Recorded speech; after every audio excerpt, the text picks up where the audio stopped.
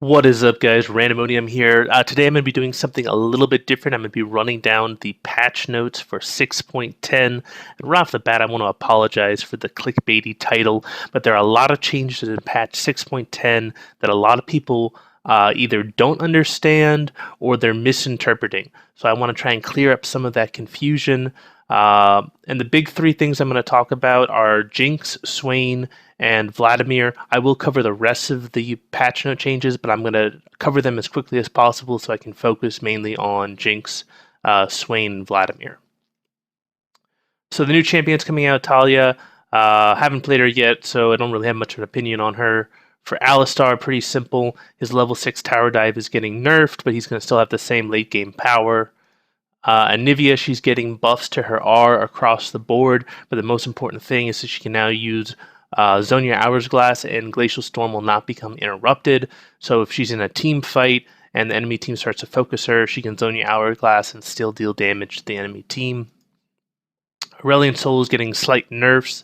I know a lot of people don't understand that, and I think the reasoning behind this is that his win rate is just really, really high. Among people who main him, his win rate is about 65%. So I think that Riot is just trying to give him a slight nerf to try and knock that win rate back in check. For Cass, she got buffs to both her Q and her W. The big things are that the range on Q has increased, and also the movement speed bonus takes longer to decay. And then for her W, it now goes over walls, and also the ranges got buffed in both ways. So good changes to Cass. Hopefully she gets a little bit more play and her win rate improves this patch. Fiddlesticks, minor nerf to Dark Wind. And he also got this thing called Spooky, which says after 5 seconds not moving, Fiddlesticks will become a scarecrow. When I originally saw this, I thought it meant that it would look like he was channeling his ultimate after 5 seconds, so you could kind of use it kind of like a Wukong clone to kind of bait people. But that's not the case. All it does is it just freezes his character after 5 seconds. So not that cool of a change, but okay, fun. For Fizz, this is kind of a big change. His R, his fish, can't be cleansed anymore. It only removes the slow, but the fish still stays on you. So the only way that you can avoid Fizz's ult now is to dodge it. So you can't QSS it, you can't cleanse it, things like that. Alawi, she got a minor buff, so now her W, Harsh Lesson, has a flat cooldown of 4 seconds, which was the cooldown at max rank previously. Hopefully this will improve Alawi's win rate. Okay, Jinx. This is a huge change. So the first part of it is that Fishbone's base attack speed has been increased from 0.531 to 0.625. This is about a 17% increase in Fishbone's base attack speed. The second part of this is that Fishbone's attack speed penalty for bonus attack speed is being increased from 15% to 25%. So now he takes a 10% greater reduction in bonus attack speed. So base attack speed goes up by 17%, bonus attack speed goes down by 10%. So the way a lot of people have interpreted this is a buff to her early game and a nerf to her late game. But that's not true at all. And the reason for that is that attack speed items, they scale off of your base attack speed. So the higher your base attack speed is, the more attack speed you get from an item. So for example, before this patch, if Jinx had 100% of attack speed items and she was using Fishbones, it would increase her attack speed by 0.531. Now, under the new patch, because her base attack speed is now 0.625, if she had that same 100% of attack speed items, it's going to increase her attack speed by 0.625. So what this basically translates into is that early game, when you don't have attack speed items, it's going to be basically a 17% buff to Jinx's attack speed when using Fishbones. Late game, when you have a lot of attack speed items, it's still going to be a buff, but that buff is going to be closer to about 7% to her attack speed when she's using Fishbone. So it's a buff all across the board, but the buff primarily helps her in the early game, but it still will help her in the late game. All right, Malzahar, he got a nerf to his passive cooldown. Hopefully this brings him more in check, but I have a feeling he's probably going to get nerfed again in the future. Master Yi, W ratio is up, and Wuju style, the true damage is also up. This will hopefully get Master Yi closer to 50% win rate, especially with the changes to Blood Razor, but he's not going to be as powerful as he was with Sated Devourer and all that disgustingness that happened earlier in the season. Nocturne and Shavonna are both getting AP ratio. Nocturne's getting an AP ratio to his passive. Shavonna's getting an AP ratio to her W. A lot of people are kind of confused by this. And this is really just Riot trying to give better build paths, I guess, for Nocturne and Shavonna, because both of these champions usually want to build Rageblade. So now they're going to get benefit for the AP that Rageblade provides. So basically, Nocturne and Shavonna, their 2-item power spike is going to be stronger now, and it also kind of opens up the possibility to do more like hybrid style play with Nocturne and Shavonna. Not sure how much of an effect it's going to have, but yeah, it should make them a little bit better at least. All right, now Swain. This is another big one. So Swain, his health per level is going up by 12 from 78 to 90. His Q, huge change to his Q.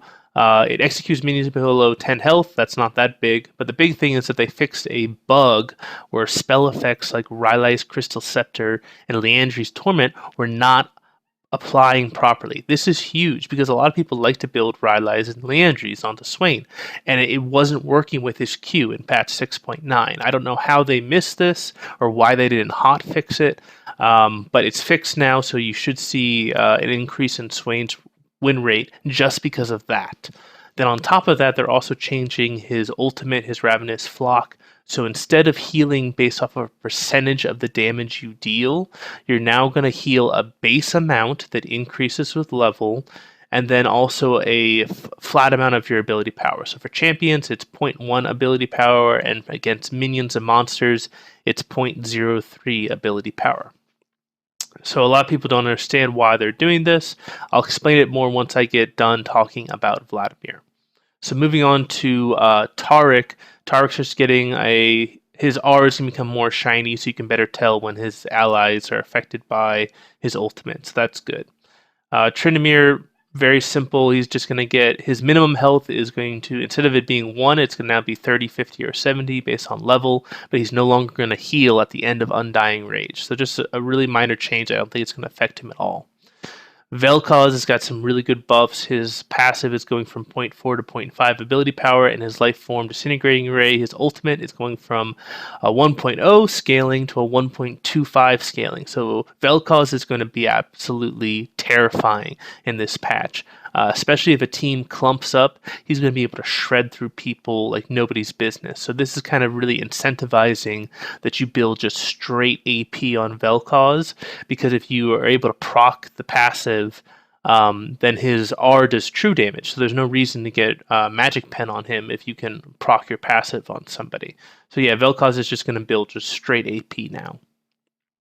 All right, Vladimir. So this is the second half of the changes for the sustain mages. So on Vladimir, his Q and his E got minor changes that don't really matter that much. But for his Hemoplague, his R, instead of it being 50% of the damage dealt, it's now going to be a flat amount, 150, 250, 350, and then 0.7 of ability power, which increases by 50% for each additional champion hit beyond the first. So the reason why they're going from a percentage of damage dealt with both Swain and Vladimir to a flat amount that also scales with ability power is that it's going to make Vladimir and Swain much better against tanks. Because it used to be, if you were playing against a tanky champion, that tanky champion could build magic resist against you, and he would negate not only your damage, but also your sustain. So if they rush something like a Spirit Visage, a lot of these champions that had some built-in sustain, or ones that went Grasp of the Undying, could actually out-sustain Vladimir and Swain, because they couldn't heal as much off of the magic resist. So what this is going to do is it's going to make Vladimir and Swain much better against tanks. It's going to make it so that they are going to be really good picks into really tanky team comps, because a lot of times you're going to want to build Leandri's Torment and Rylai's on both those champions, which are also very good against tanks. So I think they're trying to push Vladimir and Swain into mages that can deal with tanky champions, so that way you're just not solely reliant upon like your AD carry to kill a tank. Moving on to Zaira, she's very strong, and this is just a really tiny nerf. So now instead of her seeds, instead of after 1.5 seconds that you can step on them, it's now 1 second. That only applies to her passive seeds. It doesn't apply to her W seeds. So yeah, minor nerf, but I don't really think it'll affect her. Tristana got splash art changes, which yeah, looks good. Jungle spawn retimers doesn't really matter. First minion wave doesn't really matter. Mountain Drake. This is kind of interesting. So beforehand, it used to amplify true damage if you got the Mountain Drake, so you could like outsmite somebody at Baron, even though you guys were the same level. So they've changed this so it no longer amplifies true damage, which I think is a really good change. So now you're on like an even ground if you're trying to contest a dragon or a Baron, and one team has Mountain Drake and the other team does not. All right, Ocean Drake, they're changing it now so that you don't regen all the time. You only regen when you're out of combat, which I think is really good because the sustain that Ocean Drake gave you was just absurd. If you got 2 early Ocean Drakes, then yeah, you could really punish the enemy team. So this is going to make it more situational. You're going to have to think about it much better because it's still really good. I mean, it's going to restore 4, 8, or 12% of your missing health and mana every 8 seconds, but only when you're out of combat. So yeah, it's still fantastic. It's just not as good as it was before. Turrets now take less true damage when backdoor bonus is in effect. Sure, that sounds great. Don't really care too much about that. Blood Razor's getting a slight buff. It's going from attack speed from 40 to 50%, and now it's 4% of a target's maximum health on hit instead of 3%. This is going to basically be about 20% extra damage on hit if you figure our champion's got 2,000 health. And it does get reduced by armor and magic resist. So tanks who stack a lot of armor, even though they might have more health, that damage can get reduced. So it's not a huge buff. When I look at this, all I think is Kindred's going to be stronger because Kindred didn't get any nerfs this patch. So yeah, that's the only thing I see with this, and I wish that they had. If they were going to buff Blood Rager, then they should have also nerfed Kindred because she's just really powerful right now. Barrier cooldown reduction. So instead of 210 seconds, it's now 180. This is great. They're trying to differentiate barrier from heal and give you situations where you would want to go barrier over heal, because heal was really kind of outshining barrier a lot of the time. And then for Ghost, the cooldown's being reduced from 210 to 180 seconds. And then on top of that, the movement speed bonus is increasing and it's going to scale with levels. So it used to be 27% at all levels. Now it's going to be 28 to 45% at levels 1 and level 18 respectively. So this is awesome. Like, this is a huge change that's going to affect a lot of champions that kind of really fell out of the meta. So Juggernauts, this really applies to. So you're talking about Darius, Nasus, all those guys that don't really have a way to gap close are going to love this change. It's going to help a lot of immobile mages who want some additional way to escape. And then also on top of that, it's, obviously Hecarim and Singe are going to really love this change. So yeah, this is kind of to try and help with the removal of distortion boots. But yeah, I really like this change to Ghost. I think we're going to see it a lot more. Dynamic queue, they're lowering queue times for high MMR players. This is great because the queue times are just absolutely absurd. If you watch most streams, you're talking like 15-minute queue times at least for high-level players, and that shouldn't be the case. That's just absolutely absurd that queue times were so long for high-level players. Champion Mastery, they're now adding champion levels 6 and 7. What I like about this is that you have to get an S or higher to get those mastery tokens. I think that's really good because it means that you can't just get level 6 or level 7 just by playing the champion over and over again. You actually have to play well on the champion. What I don't like is that they're incorporating that you have to combine it with hex tech. So you have to get like a champion shard or you have to get blue essence in order to unlock it. And it just feels like it's a band-aid to try and give those veteran players who already own all the champions something to do with their blue essence. So I don't like it at all. It does not it doesn't make any sense to me. It feels like they didn't have a better use for Blue Essence, so they just added it to this. So yeah, it doesn't. I don't like that change at all. But I do like the fact that Mastery 6 and 7 are going to be based off of you getting an S or higher on your champion scores. Bug fixes all look good, and then these skins will all look fantastic. So yeah, that's basically patch 6.10 in a nutshell. The big changes to Jinx, Swain, and Vladimir. I hope that I cleared up some of the confusion there.